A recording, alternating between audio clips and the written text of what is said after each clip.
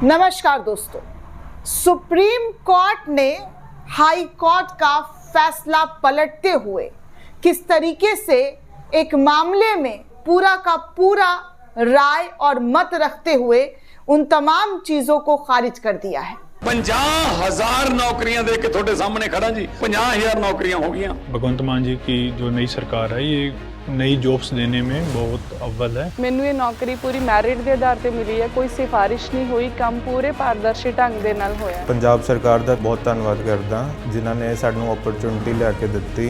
Mechanical engineers ਨੂੰ भी recruit किया। अब तक 50,000 से अधिक सरकारी नौकरियां युवाओं को प्रदान की जा चुकी हैं।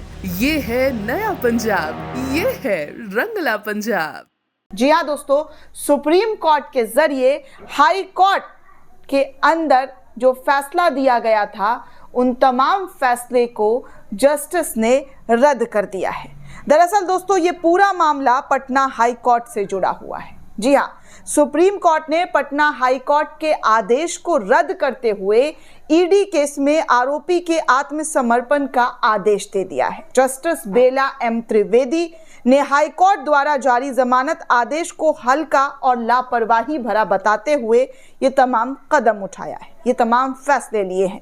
गुरुवार को जारी आदेश में सुप्रीम कोर्ट ने कहा है कि पीएमएल के तहत जमानत के लिए कठोर शर्तें पूरी नहीं की गई। मामला जेडीयू एमएलसी राधाचरण शाह के बेटे कन्हैया प्रसाद का है। कन्हैया प्रसाद को ईडी ने अवैध बालू खनन के मामले में गिरफ्तार किया था। जमानत रद्द करने के लिए ईडी की याचिका को स्वीकार करते हुए जस्टिस बेला त्रिवेदी ने कहा है कि आरोपी को आज से 1 हफ्ते के भीतर विशेष अदालत के समक्ष आत्मसमर्पण करना होगा। कन्हैया प्रसाद को हाईकोर्ट से पिछले साल मई में जमानत दी गई थी।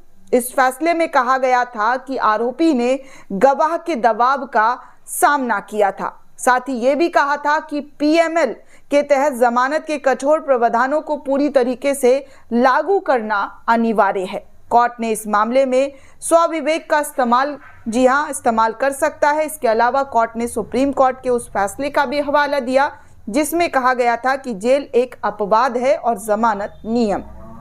इसके बाद आरोपी को जेल से रिहा कर दिया गया। इसके बाद ईडी ने हाई कोर्ट को आदेश, जी हाँ दोस्तों आपको बता दूं कि इसके बाद ईडी ने हाई कोर्ट के आदेश को चुनौती दी थी। जस्टिस त्रिवेदी ने अपने आदेश के मुताबिक कहा कि पटना हाई कोर्ट ने प्रसाद को सेक्शन 45 के कठोरताओं पर विचार किए बिना ही पूरी तरीके से बाहरी और अप्रासंगिक विचारों के आधार पर जमानत दे दी है।